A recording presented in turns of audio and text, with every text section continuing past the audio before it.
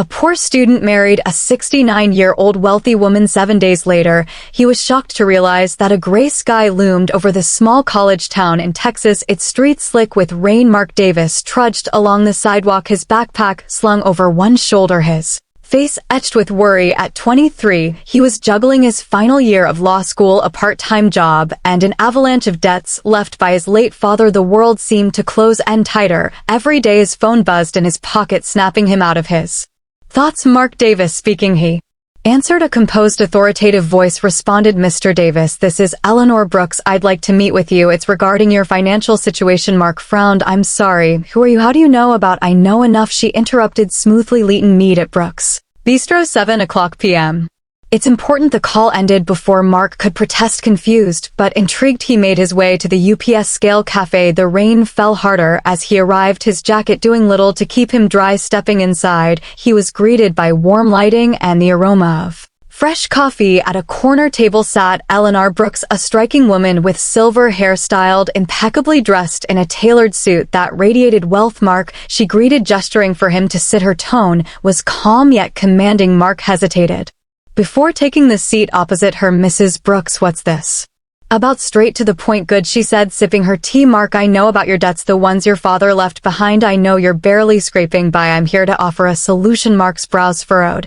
"And what would that be?" She set down her cup, her piercing blue eyes meeting his. "Marry me." The words hung in the air, heavy and surreal. Mark blinked, sure he'd misheard. "Excuse me, you heard me," she said, her voice steady. "This isn't about romance, it's a business arrangement. I'll pay off all your debts, ensure your financial security, and in return you'll be my husband." Mark let out a disbelieving laugh. "You're serious?" "Why me? You don't even know me." Eleanor leaned forward slightly. "Exactly. You're young, unattached, and desperate enough to consider this. I don't need love, Mark. I need a companion. Someone to share my name, my estate, and nothing more. Think of it as a contract." Mark shook his head, his mind racing. "This is insane. What's in it for you?" Her expression softened for the first time. "I've spent my life alone, Mark. I have no children, no family left. I want companionship, even if it's just for appearances, and I want control of my legacy. A husband will help solidify that." He stood abruptly, the chair scraping the floor. "I can't. I need time to think." "Of course," she replied coolly, "but don't take too long. The offer doesn't stand forever." Mark walked home in a daze, the rain soaking through his clothes. That night he sat at the kitchen table with his mother, her pale face etched with worry. The cost of her treatments had drained them both, and his younger sister's tuition loomed like a dark cloud. "Mark," his mother said softly after he explained Eleanor's proposition, "I know it sounds unthinkable, but if she's willing to help, maybe it's worth considering." Mark stared at his hands, torn between his pride and his desperation. "You're asking me to marry a woman I don't love just to solve our problems?" "I'm asking you to save yourself," she said, her voice trembling. "To save us." The following morning Mark returned to the bistro. Eleanor was already there, her demeanor as calm and composed as before. "You've decided?" she asked, not looking up from her tablet. Mark took a deep breath. "I'll do it," she smiled faintly, setting down her tablet. "Good. The arrangements will be made immediately." A week later Mark stood in a small courthouse dressed in a suit Eleanor had provided. The ceremony was quiet, witnessed only by Eleanor's lawyer and a notary. As they exchanged vows, Mark couldn't shake the unease in his chest when the officiant pronounced them husband and wife. Eleanor turned to him with a smile that didn't quite reach her eyes. "Welcome to your new life, Mr. Davis." As they left the courthouse, rain drizzling once more, Mark looked at his reflection in a puddle and wondered, have I just saved my family or sold my soul? The gates to Elon Brooks' estate creaked open as Mark's cab rolled up the long driveway. The house loomed ahead, a sprawling mansion that could easily pass for a museum. Its towering columns and pristine stone facade exuded old money, but its windows seemed dark and lifeless. Mark stepped out, suitcase in hand, feeling like a visitor in someone else's dream or perhaps nightmare. Eleanor greeted him in the foyer, her demeanor as polished as ever. "Welcome, Mr. Davis," she said, the formal address sending a shiver down Mark's spine. "I trust you'll find everything to your satisfaction. Dinner is at 7. He nodded mutely, following a housekeeper who led him to his room. It was opulent, with a king-sized bed, antique furnishings, and floor-to-ceiling windows that overlooked manicured gardens. Despite its luxury, the room felt cold, as if untouched by human warmth. That evening Mark sat stiffly at the long dining table. Eleanor was at the Other end dressed impeccably in a silk blouse and pearls. The food was extravagant, prepared by a chef he hadn't seen yet, served by staff who moved silently. "I trust you're settling in," Eleanor said, cutting into her filet mignon with surgical precision. "It's different." Mark replied cautiously, "This place is huge. Feels like I'll get lost." Eleanor smirked. "You get used to it, or you won't. Either way, you're here." Mark bristled at her bluntness. "You didn't mention much about your late husband." Before Eleanor's knife paused mid-cut, she dabbed her mouth with a napkin before speaking. "He was a businessman like your father. Their paths crossed once or twice." Her tone darkened. "But as you might imagine, not all encounters end well." Mark's pulse quickened. "What do you mean?" She looked at him, her eyes sharp. "Leighton, just say unfinished. Business has a way of lingering." She picked up her glass of wine. "But that's in the past. You'll soon understand why I chose you." Her cryptic words left Mark uneasy. After dinner, he wandered the halls of the estate. The house was eerily quiet save for the faint creak of floorboards underfoot. He passed several locked doors, their brass handles gleaming in the dim light. Each one seemed to whisper secrets he wasn't meant to know. As the days passed, Mark grew more unsettled. The staff avoided eye contact, speaking in hushed tones. When they thought he wasn't listening, he overheard snippets of conversations that made his stomach twist. "Why him? Does he even know?" "She never does anything without a reason. He'll figure it out eventually." They always do. One evening, while pacing the library, Mark noticed Eleanor's desk. Papers were strewn across its surface, along with a small ornate key. It gleamed under the desk lamp, its intricate design catching his eye. His gaze darted around the room. No one was there. Heart pounding, he reached for it. The key was heavier than he expected, cool to the touch. Mark's mind raced. Could this be for one of the locked doors? He glanced toward the hallway where shadows danced against the walls. His breath quickened as he slipped the key into his pocket. That night, lying in his luxurious but suffocating room, Mark turned the key over in his hands. A million questions swirled in his mind, but one loomed above all. What is Eleanor hiding, and why had she really chosen him? The mansion was shrouded in stillness. When Mark crept down the hall, the key felt like a lead weight in his pocket, its cool surface pressing against his thigh. His pulse quickened as he approached the door he had noticed earlier, its ornate handle gleaming faintly in the moonlight streaming through the windows. Glancing over his shoulder, Mark turned the key in the lock. The soft click reverberated in the silence, sending a chill down his spine. Slowly, he pushed the door open. The room was a time capsule frozen in another era. Dusty furniture and faded wallpaper surrounded him. Photographs in tarnished silver frames lined a table, their images capturing happier times. Eleanor as a young woman, a man who must have been her late husband, and another couple Mark didn't recognize. But it was the stack of papers on the desk that caught his attention. Mark flipped through them, his eyes widening. Legal documents, detailed failed business deals between Ellen's husband and Mark's father. A particular letter written in sharp, slanted handwriting accused Mark's father of fraud. "You ruined everything. My family was left with nothing because of your lies." His breath hitched when he noticed the last page. A marriage license, his name, and Eleanor stared back at him, stark against the paper. It was dated weeks before the wedding, far earlier than he'd known. On the desk lay an old leather-bound diary. Mark hesitated, then opened it. The entries were Eleanor's,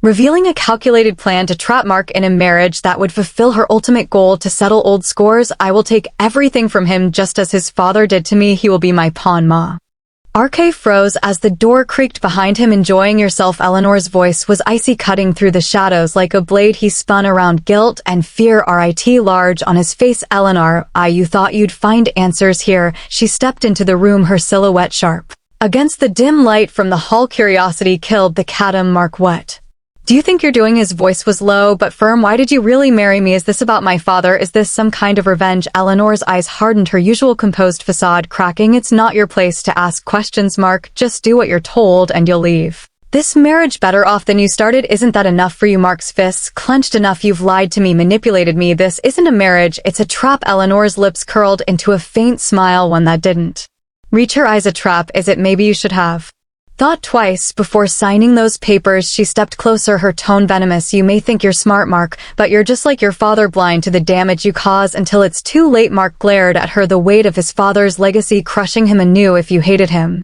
so much, why take it out on me? I had nothing to do with what he did to your family." Eleanor stared at him for a long moment, the silence stretching like a taut string. Finally, she turned on her heel. "You're in over your head, Mark. Stay out of matters that don't concern You with that she left the room, her footsteps fading down the hall. Later that night, Mark lay wide awake in bed, his mind racing. Eleanor's words haunted him, but so did the documents and diary. Why had she gone to such lengths to entangle him in her schemes? Was it really just about revenge? His thoughts were interrupted by the faint sound of Eleanor's voice. He slipped out of bed and crept toward her study, pressing his ear against the door. "Make sure the transfer is complete," Eleanor said, her tone sharp and commanding. "We can't let him back out now. Time is running out." Mark's blood ran cold. Whatever was happened, he was in deeper than he'd ever imagined. Mark sat alone in the grand library, his mind a whirlpool of fear and confusion. Eleanor's cryptic words and the damning contents of the locked room made it clear he was in over his head. The once imposing estate now felt like a gilded prison, its luxurious trappings concealing dark secrets. That evening, Mark approached Mr. Harris, the estate's head butler, a man whose calm demeanor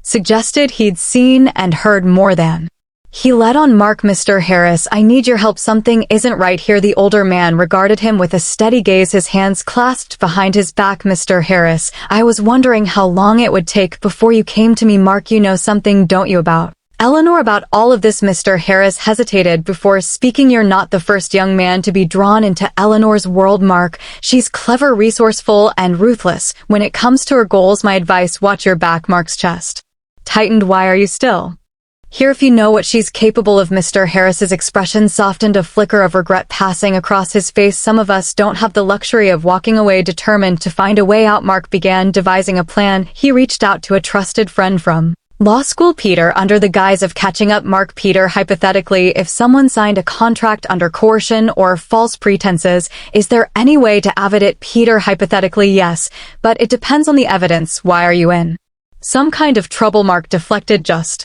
a class project I'm working on, thanks, man." The next few days, Mark carefully searched Eleanor's office whenever she was away, hoping to uncover something that could explain her obsession with his father. Late one night, as he rifled through her desk, he found an envelope addressed to his father. The letter was a scathing condemnation written by Eleanor herself. It accused Mark's father of embezzlement, fraud, and deceit that had led to the financial ruin of Eleanor's family and ultimately the death of her husband. "You left us with nothing. My husband's heart couldn't take the stress, and he's gone because of you. I will see to it that your family pays for what you've done." Mark's stomach churned. Eleanor's actions weren't just about reclaiming her fortune, they were about revenge fueled by years of pain and anger. Returning the letter to its hiding place, Mark resolved to act. He couldn't allow Eleanor to use him as a tool for her vendetta. That night he began mapping out possible escape routes from the estate, but Eleanor's sharp instincts caught wind of his unease. The next morning she found him in the breakfast room, her icy presence cutting through the quiet. "Eleanor, you've been busy, haven't you?" Mark froze, his spoon halfway to his mouth. "I don't know what you're talking about." Eleanor smiled coldly. "Don't play coy with me, Mark. If you think you can outsmart me, you're sorely mistaken. I've dealt with far craftier opponents than you." Mark swallowed hard, trying to keep his voice steady. "I don't know what you're accusing me of, but I'm not doing anything wrong." Eleanor leaned closer, her voice dropping to a venomous whisper. "If you betray me, you'll wish you hadn't." Remember that. She straightened and left the room, leaving Mark to grapple with the growing realization that escape might be more dangerous than staying, but staying meant surrendering his life to Eleanor's twisted plans of fate. He refused to except the air in the estate felt charged as Mark paced the library, the weight of his discovery pressing heavily on his shoulders. The private investigator he'd quietly hired had just left, confirming the devastating truth. Eleanor's late husband, Harold Brooks, had been swindled by Mark's father in a fraudulent real estate deal that stripped the Brooks family of their fortune. Harold's death from a heart attack soon after was the final blow, leaving Eleanor embittered and determined to exact revenge. Eleanor's proposal to marry Mark had been more than a calculated plan to settle scores. It was a way to make his family suffer, even from beyond the grave. Mark clenched his fists, anger coursing through him. How could she blame him for his father's sins?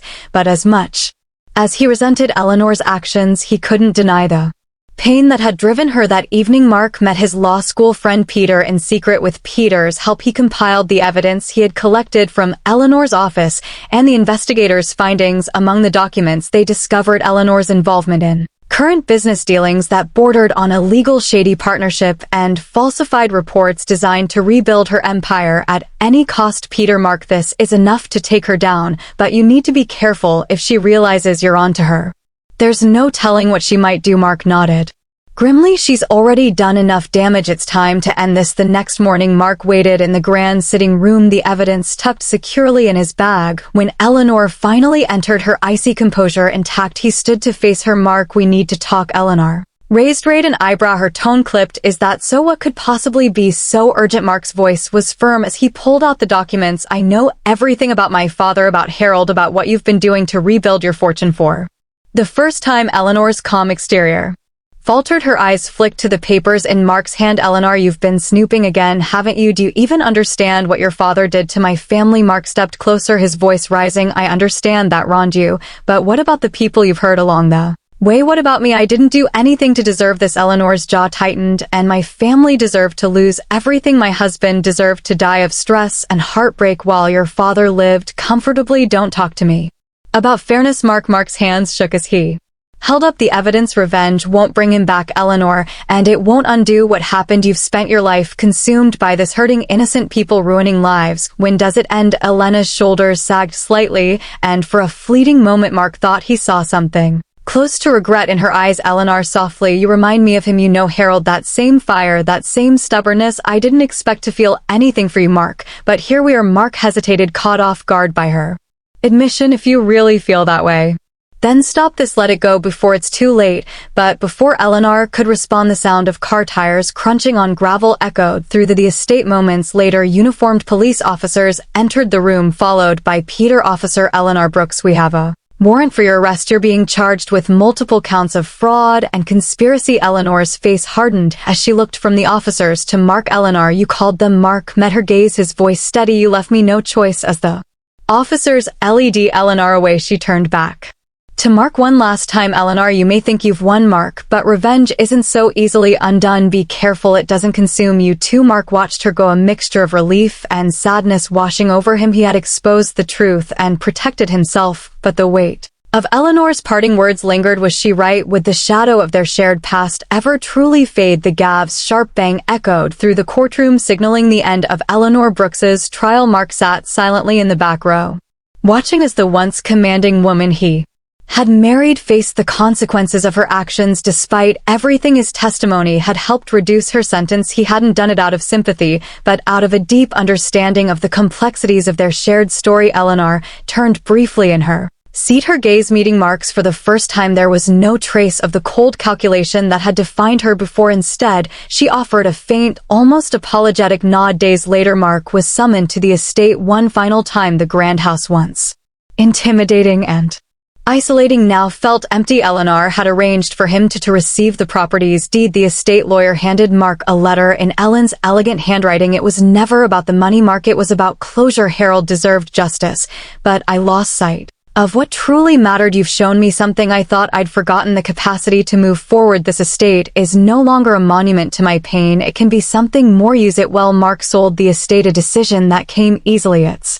grandeur had been a gilded cage for both him and Eleanor. The proceeds allowed him to pay off his family's debts, finally freeing his mother from the shadow of his father's mistakes. With the remainder of the funds, Mark established a scholarship fund in Harold Brooks's name. It was a way to honor the man who had unknowingly become a casualty in the feud between two families. Mark's return to law school felt like a homecoming. This time, he was more determined than ever to use his education for good. He interned at a legal aid center, helping individuals who, like Eleanor, had been wronged and left without course. One crisp autumn afternoon, a letter arrived for Mark. The handwriting was instantly recognizable. He sat on a park bench near campus and unfolded the paper. Eleanor's letter. Mark, I've had much time to reflect. For years I believed that revenge would heal the wounds Harold's death left behind, but I see now that revenge is its own prison. Your kindness, even in the face of my mistakes, taught me something I never expected. Forgiveness is not weakness, it is strength. Thank you for being better than the world around you. Thank you for showing me that we can break the cycles we inherit. I hope you find the happiness I never could. Eleanor. Mark stared at the letter for a long time, the words sinking in. He folded it carefully and tucked it into his jacket pocket, feeling an odd sense of peace. A year after Eleanor's arrest, Mark stood before a group of scholarship recipients at a small ceremony. Behind him hung a PLE plaque, the Harold Brooks Scholarship Fund for Second Chances. Mark spoke with conviction. This fund isn't just about Money, it's about creating opportunities for those who might otherwise be forgotten. It's about turning pain into purpose. After the ceremony, he sat alone for a moment, reflecting on the whirlwind of the past year. His path had been irrevocably altered, but for the first time he felt he was walking in the right direction. Mark walks away from the ceremony, a soft smile on his face. He glances up at the clear sky, feeling the weight of the past finally lifting. Eleanor's letter remains in his pocket, a quiet reminder of the lessons they both learned about redemption, justice, and the transformative power of forgiveness. Thank you for joining us on this incredible journey of resilience, redemption, and forgiveness. Mark's story reminds us that even in the face of betrayal and hardship, the choices we make can lead us to healing and new beginnings. If this story touched your heart and left you inspired, don't forget to give it a thumbs up and share it with your friends and loved ones. Let's spread the message of hope and second chances far and wide. And if you haven't already, subscribe to Soul-Stirring Stories for more heartfelt tales that move your soul and remind us all of the power of compassion, forgiveness, and love. Thank you for watching, and we'll see you next time with another soul-stirring story. Until then, take care and remember to cherish the lessons life brings.